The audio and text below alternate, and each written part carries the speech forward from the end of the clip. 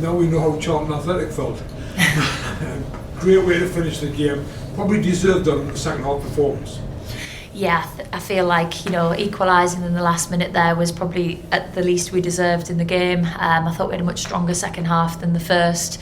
And yeah, I think it's an important point, but it's important to take 2 points off a team who's in and around us. So Southampton are an experienced side with a manager who's, played in the WSL and Championship, who has a lot of experience to bring as well. So yeah, I think we're happy with the point. We would have preferred to obviously have taken all 3, but yeah, I think the attitude of the players to push right through to that 89th minute just shows how committed they are, and yeah, what good characters we've got in the squad.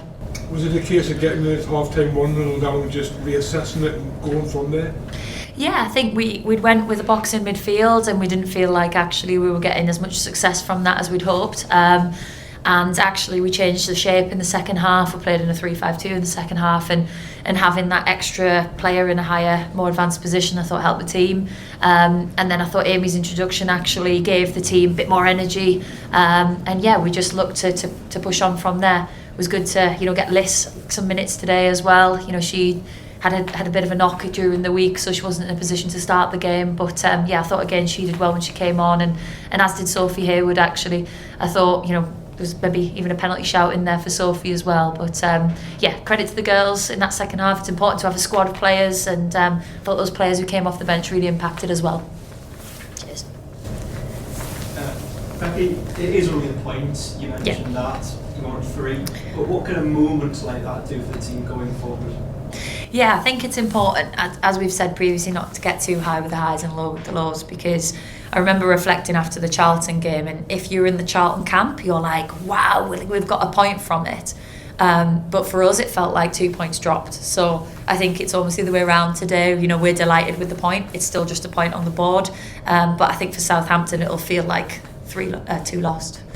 Katy Barker, I thought she was busy, productive, and obviously she started to take excessive performance. Yeah, I think Katie's a great girl and a great player. I think she had the best moment of the first half for sure, when she kind of drove the players and had a strike from outside the 18 that hit the crossbar. So yeah, I thought Katie's attitude throughout the game was brilliant. Her tenacity and energy to go and press was brilliant throughout the full 98 minutes. And yeah, credit to Katie. I'm sure she's one of the most, players who most enjoys playing at St James's, because she's a die-hard Newcastle fan. So yeah, I think it meant a lot to her, and yeah, we'll be happy with the point. Just finally, you did have some issues, I thought, defending set pieces at times when you were put right on top of Claudia Moan. Is that something you'll work on going forward?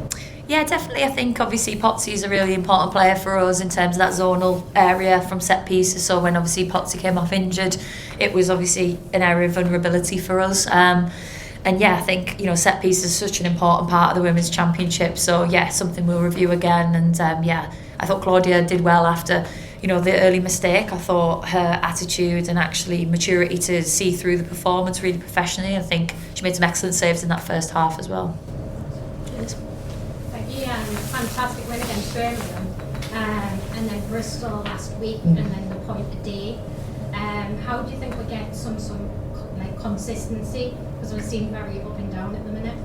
Yeah, I think the way we started the season has been brilliant. I think people need to understand how tough it is to go to Sunderland's away at the Stadium of Light and get 3 points. The Charlton game, we were dominant in the game, and we were winning 3-1 with 5 minutes to go. So to then have the character to bounce back from actually just drawing that game was so important when we played against Birmingham. So to play against the team that's top of the Championship, who's got a lot of experience, they've got the likes of Hope Powell behind the scenes helping progress Birmingham. That 3 points was huge. And then I guess it is, as you say, not getting too highs with the highs, because we went into that Bristol game full of confidence, but we went 1-0 down and kind of lost confidence throughout the game. So that was disappointing. But yeah, teams in this league, they're very experienced. These teams have been in this league probably best part of 10 years, so they know kind of how it is. And I think it's very much about not getting too carried away and just keeping very level and very consistent. So yeah, but I think it's been a good start, and we just need to build on it. Judging on how tight the games have been recently, that it has been obviously. Yeah. You've conceded late goals yourself.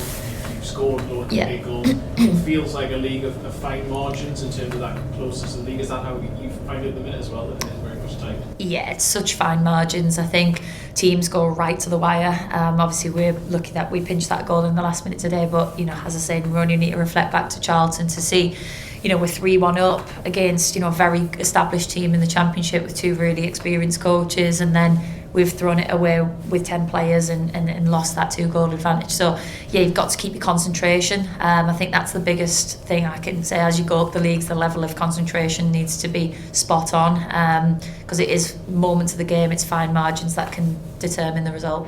It looked like Demi Stokes' shoulder might have popped out and she popped it back in and continued.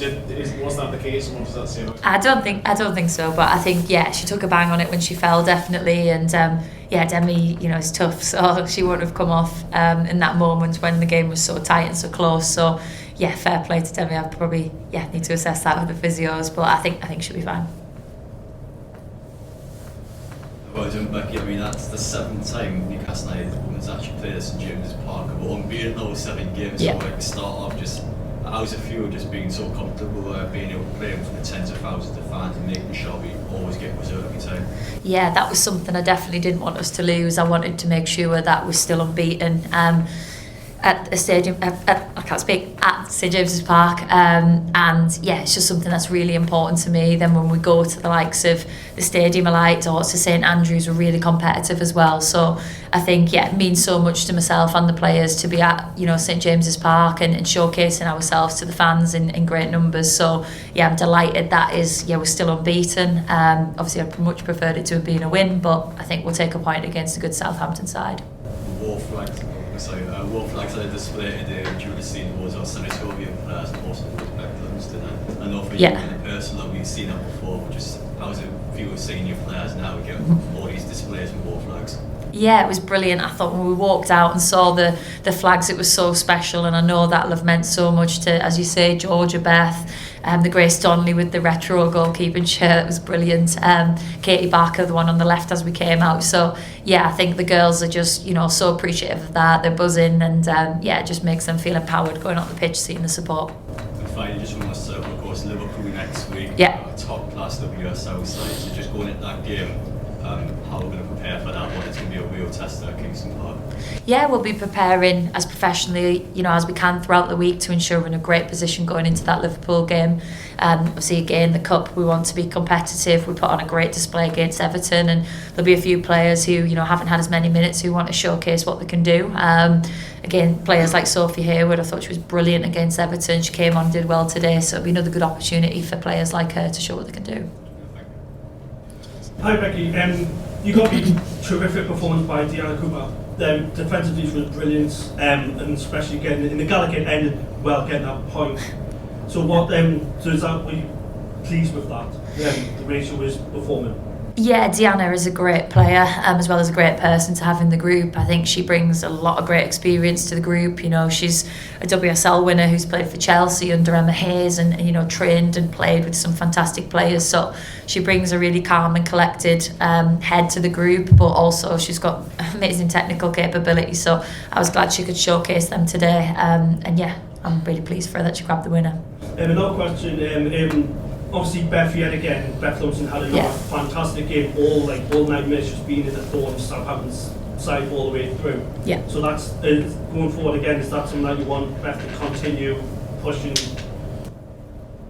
Definitely. I think Beth's a really exciting player. We obviously saw that firsthand at the Stadium of Light against Sunderland, when she's got that trickery to beat a player and then get a shot off. And she'll be really disappointed today. She didn't bury one of her chances. I know as we were walking off the pitch, she was saying it was so close. I almost toe punted the ball and it went just wide of the post. So she'll be frustrated with that. And again, it's small margins. If that lands in the bottom corner, we win the game 2-1. So so Beth's great girl, good player, and it's exciting what her future could be here.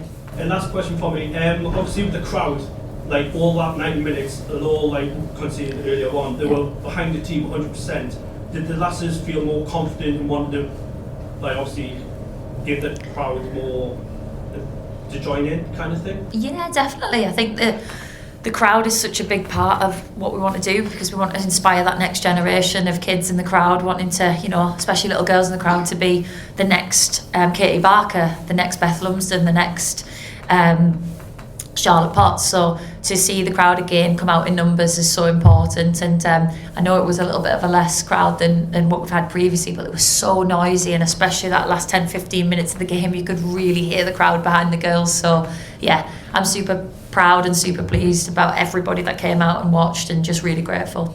Thank you. Cheers.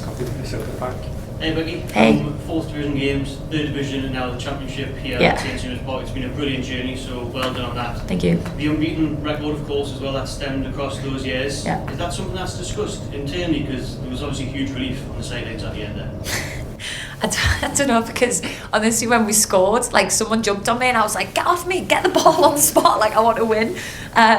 But yeah, obviously, of course, I think like we play every game to win, so there'll be a part of me definitely that goes home tonight is really frustrated that we didn't get all 3 points. And I think we could have performed better in the first half. But yeah, I think ultimately, as you say, with context, we've jumped up a full division. You know, we only went full time last season, so the amount of learning we have to do overnight is crazy. But yeah, we've got super ambitious staff who are involved that help the club and help myself on a daily basis. And yeah, there's some really experienced players in that team as well. So I think the credit can't just be towards myself. It's all those players that put that graft in, the players who didn't even get on the pitch today, and then, you know, credit to my assistant manager Claire and you know, Brassy, the goalkeeping coach, and that staff team in and around me. They bring such an experience and yeah, so many laughs every day as well. So that's good. Yeah, lastly from me, you mentioned the ambition there from the staff side as well. How do you deal with that growing pressure from the club? Because obviously the ambition is high from the owners as well.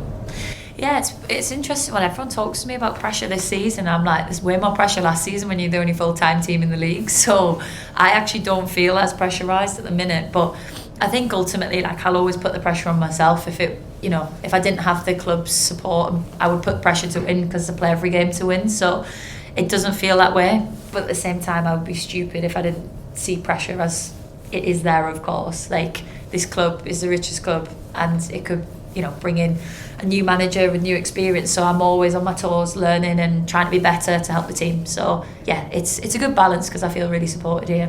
Great, thank you. Hi Becky, I think it's safe to say that it was probably a game of two halves. So I know you said in the first half the shape wasn't really working. You made the changes 15 minutes into the second half. Yeah.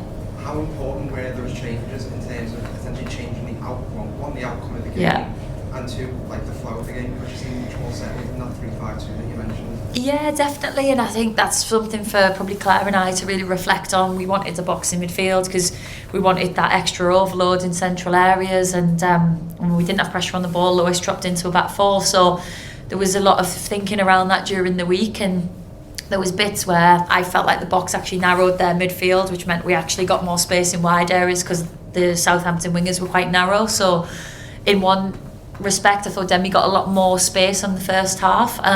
Equally, obviously, it felt like we felt more threatening with two up top, I felt, and I actually thought we switched play better with a back three. So yeah, lots of tactical stuff to consider, but yeah, ultimately I think the girls who come off the bench, which is always going to be the case, they want to prove why they think they should have been playing, and yeah, I thought the girls came on and did well. And yeah, as I say, Alicia, Amy, Sophie's introduction was really important, and yeah, even in the first half I thought Liv did well and she came on, and there was some good 1v1 duels in the second half for Liv, which she did well with.